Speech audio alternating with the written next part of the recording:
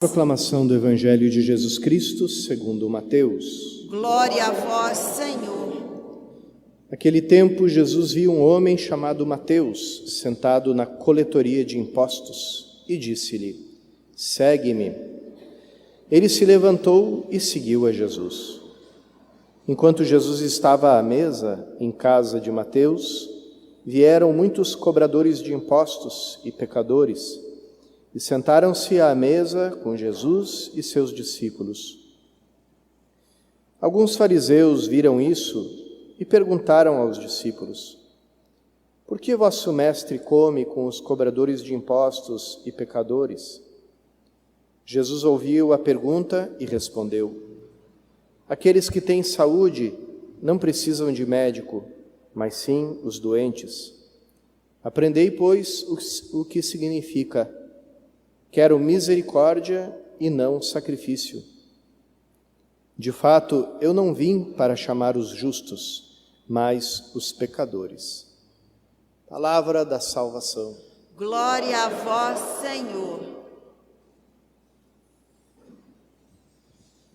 O apóstolo Mateus, irmãos e irmãs, que também tinha esse nome judaico de Levi, que é mencionado pelos outros evangelistas, realizava uma das tarefas de umas profissões mais odiadas da sociedade na época de Jesus. Os fariseus eram aqueles que colaboravam com o Império Romano, com o invasor romano, colaboravam com ele, tirando dinheiro em forma de impostos dos próprios conterrâneos, para os próprios, seu próprio povo. Se já pagar impostos é uma coisa odiosa em todos os tempos e lugares, né? Não sei se algum de vocês gosta de pagar impostos, até agora não conheci ninguém que gostasse, né? Pagar impostos para um invasor e para um pagão, para um idólatra, que também mancha a terra de Israel com a idolatria, com os costumes pagãos, com a cultura pagã, com as imagens, com os ídolos pagãos, né? Quantas vezes houve revolta do povo contra os romanos, porque eles não admitiam nem sequer que circulasse moedas com o rosto de César, né? Isso não era um escrúpulo, porque os Césares também muitas vezes eram adorados como deuses. E tanto que o Império Romano teve que criar uma moeda, uma edição especial da moeda dele para circular entre os judeus, onde não aparecesse nenhuma imagem de pessoa, para não causar revolta, né? Então, colaborar, trabalhar, ser um empregado do invasor, do pagão, do idólatra, contra o próprio povo, arrancando dinheiro do povo, né? E depois tinha sempre essa reclamação, porque os publicanos, eles eram muito bem pagos, e alguns deles ainda se faziam pagar melhor ainda, porque começavam a extorquir dinheiro, um pouco fazendo quase um papel de banqueiros do próprio povo de Israel, e aí enriqueciam mais ainda. E então tem um pouco de mito essa coisa que Jesus escolheu entre os seus e se aproximou dos pobres, dos miseráveis. Sim, ele se aproximou dos pobres e dos miseráveis, mas também tinham muitos ricos miseráveis, né? Na época de Jesus, que ele se aproximou também e mostrou misericórdia com eles. E aqui o salto foi maior ainda, porque Mateus de ser um membro da profissão mais odiosa, mais desprezada, mais horrível, né? Era uma forma de xingão, a pessoa de chamar o outro de publicano, né? Dali, dessa condição, passou a condição de ser um discípulo de um mestre. Então, que era uma coisa honrosa na época, quem se colocava na escola de algum mestre, de algum rabi, como Jesus era considerado, era uma grande honra. Então, ele sai da maior desonra, da maior vergonha, para uma grande honra. E qual terá sido a experiência interna de Mateus quando isso aconteceu? Realmente se sentiu a força da salvação de Jesus Cristo.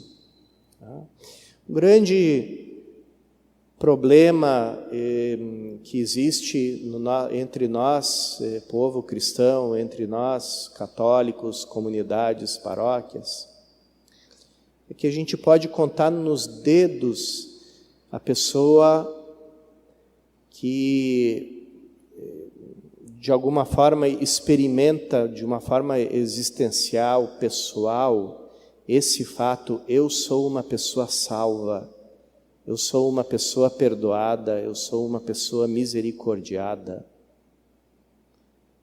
eu sou uma pessoa que estava morta e voltou à vida.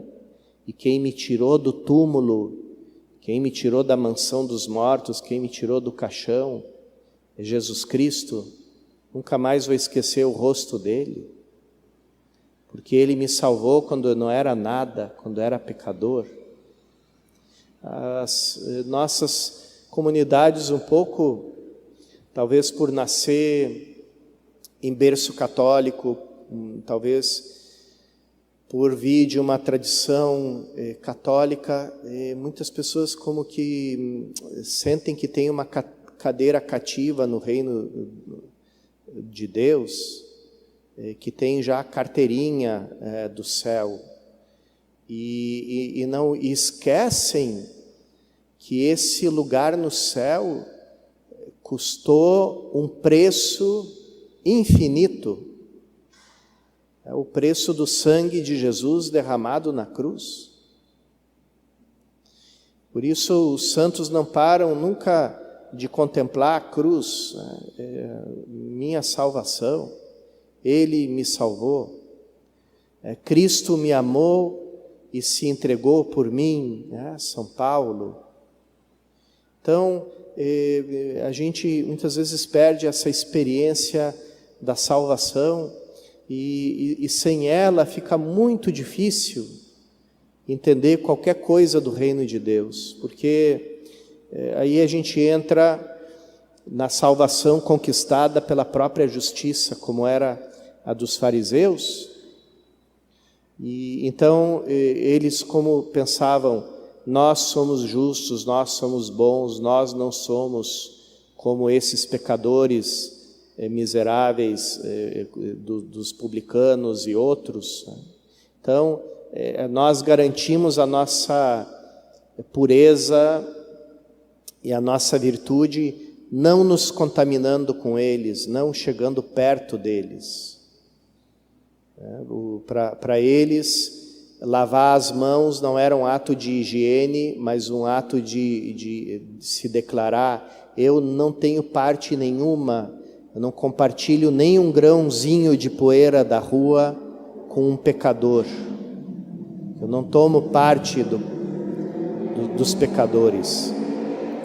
Enquanto que aquele que recebeu misericórdia, ele olha para os pecadores com vontade de dizer para eles: não percam a esperança. Tem um Deus que ama vocês, tem um Deus que resolveu pagar um preço infinito pela vida de vocês, pela salvação, para que vocês encontrem a luz, para que sejam cidadãos do reino de Deus. e amou vocês com um amor infinito. Então, não percam a esperança, não percam o olhar, mantenham aceso. Esses tempos vi uma reportagem sobre um leigo católico que toda noite sai com uma mochila, uma bolsa cheia de imagens sagradas, de terços, e ele vai nos becos mais horrorosos aí da noite e entrega para aquelas pessoas que estão vivendo a vida mais miserável de todas, né? Estão ali naquele mundo de exploração, e entrega para elas,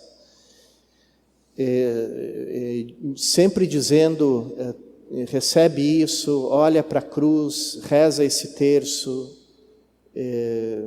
confia em Deus, confia em Jesus, Jesus te ama, Jesus deu a sua vida por ti. E ali a pessoa que entrevistava ele dizia: peraí, mas você não vai dizer para essas pessoas que o que elas fazem é errado, que o que elas fazem é pecado? Você não vai dizer isso para elas? E ele respondeu: todo mundo diz isso para elas, todo mundo fala isso, mas ninguém fala para elas que tem um Deus que ama cada uma delas de forma pessoal, e que deu a vida por elas na cruz, por cada uma, não por um grupo, por cada uma. E é isso, irmãos e irmãs, que a gente deve experimentar contemplando a figura de São Mateus e encontrando no nosso coração essa verdade, porque sem Jesus Cristo todos nós estamos perdidos, todos nós somos filhos da ira. E Ele nos salvou não porque a gente mereceu, não porque a gente fez algo de bom, Ele nos salvou porque nos amou com amor infinito. Peçamos ao evangelista São Mateus a graça de experimentar no fundo do nosso coração a força da salvação de Cristo Jesus.